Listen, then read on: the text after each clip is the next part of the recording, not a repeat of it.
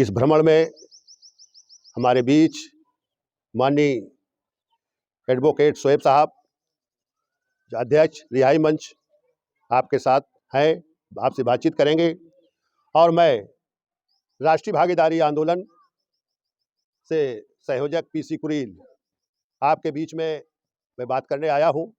चूँकि राजू यादव संघर्ष में लगातार हैं।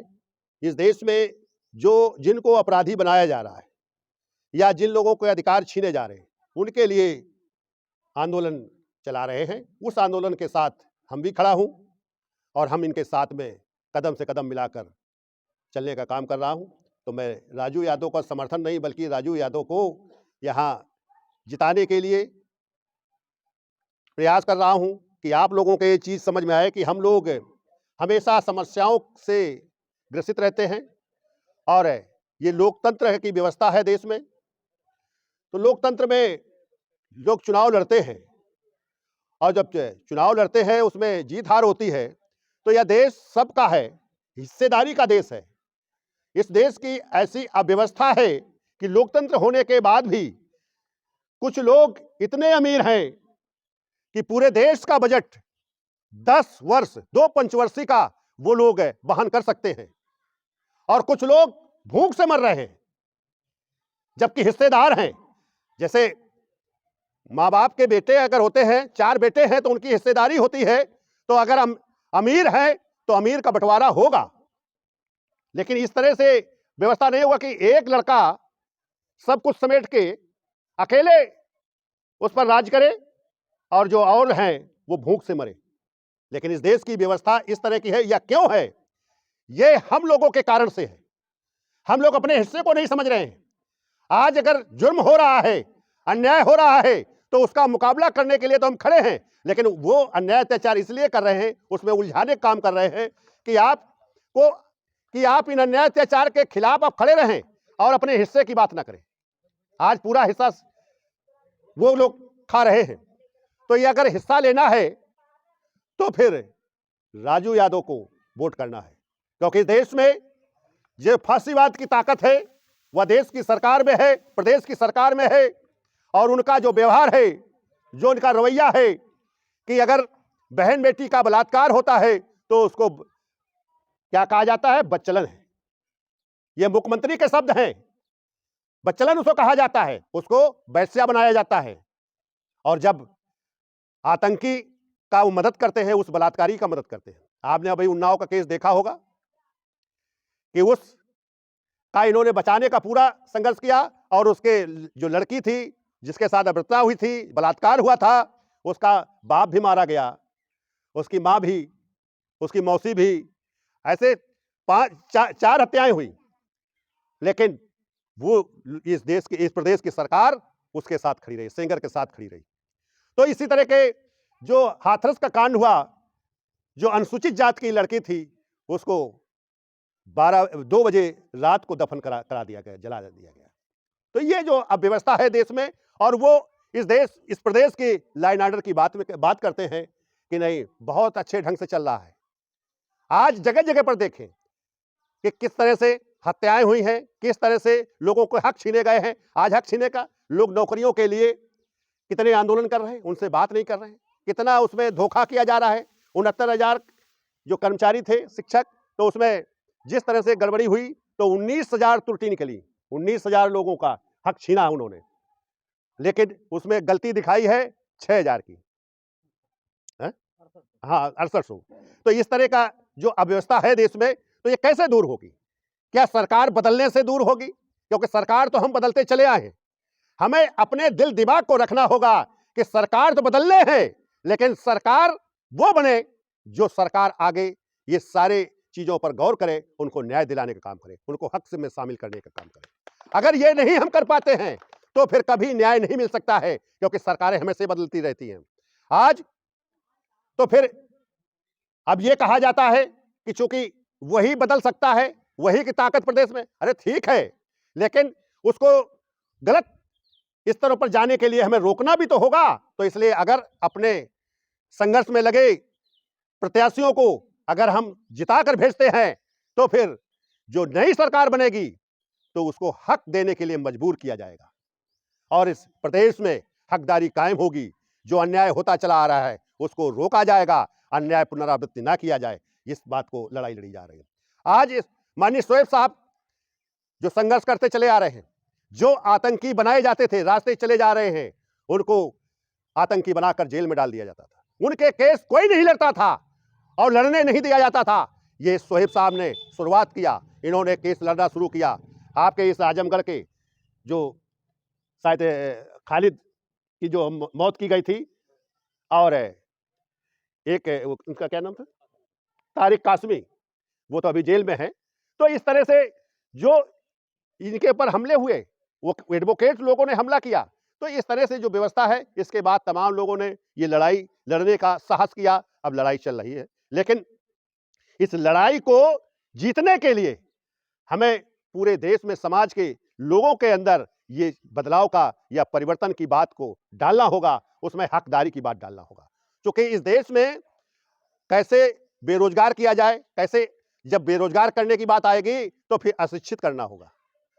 आज वो जो काम कर रहे हैं तो शिक्षा ना मिल पाए, आपकी बेरोजगारी बढ़े और इस देश में पूंजीपति व्यवस्था कैसे बढ़ेगी।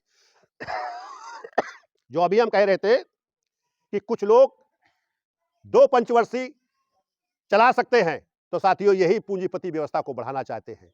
आपको बिना ब्याज के देने के लिए तैयार नहीं है और उसको जो देने की बात करते हैं, जो घोषणा करते हैं, उसको जुमला करार कर देते हैं, जुमला बताते हैं और उन्हीं को दूसरे हिसाब से चाहे एनपीए करके, चाहे जिस तरह से बैंकों से लोन दिलवा के माफ कर दे रहे हैं।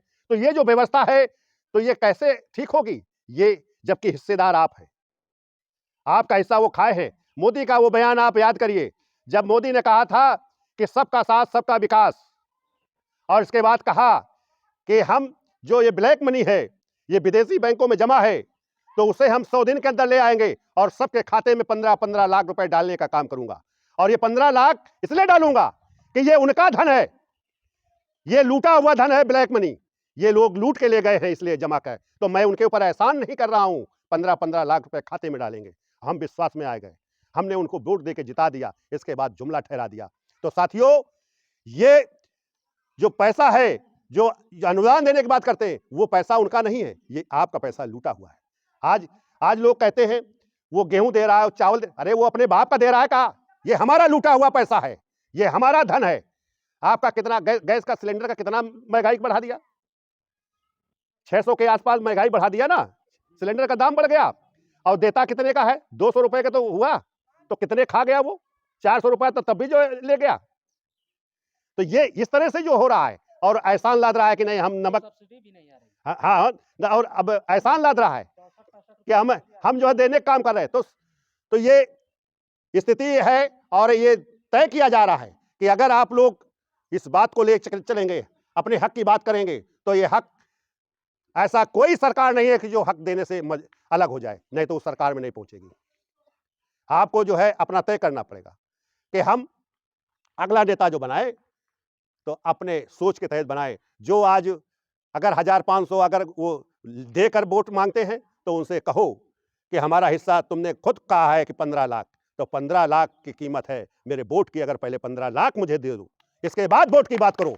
अगर ये बात नहीं करोगे तो फिर ये अन्याय अत्याचार कभी खत्म नहीं हो सकता है। इनको जो अधिकार मिलने चाहिए हमारे बच्चों को, ये अधिकार कभी मिल नहीं सकते हैं। इसलिए हम अपनी बात को उठाना होगा।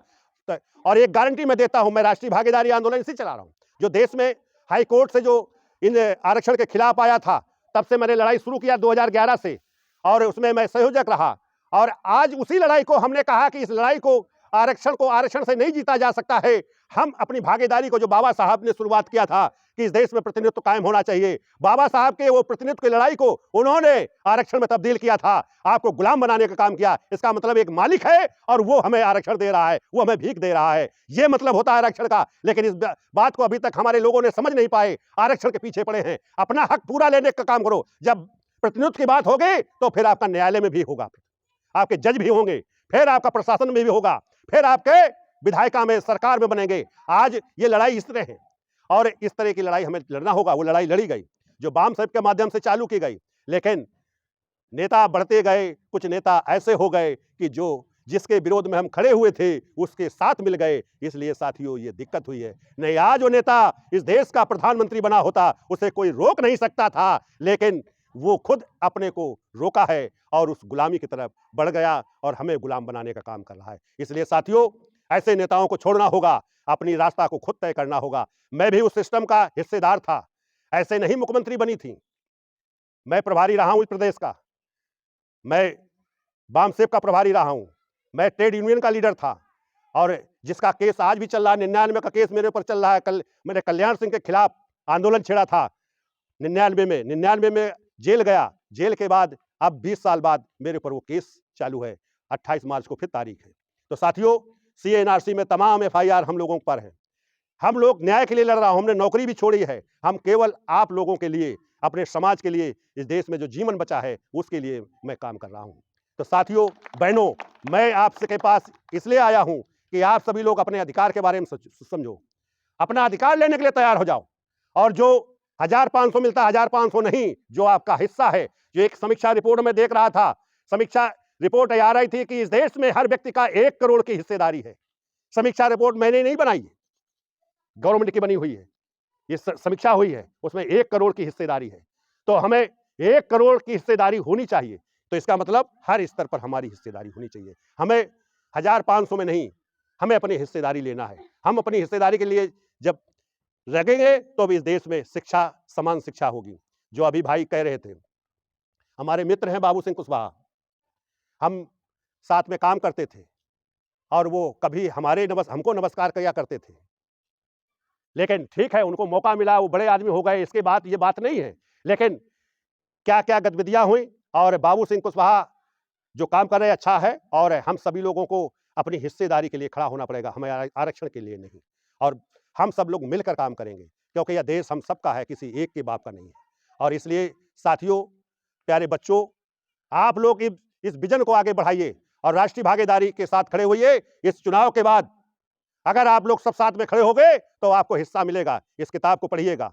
यह किताब ऐसे नहीं है, हमारी मीटिंगें यही नहीं अकेले हैं, हमारी तो सरकार घबराती है, लेकिन हम लोग नहीं जुड़ पाते हैं। जिस दिन हम लोग खड़े हो जाएंगे तो अपना हिस्सा ले लेंगे।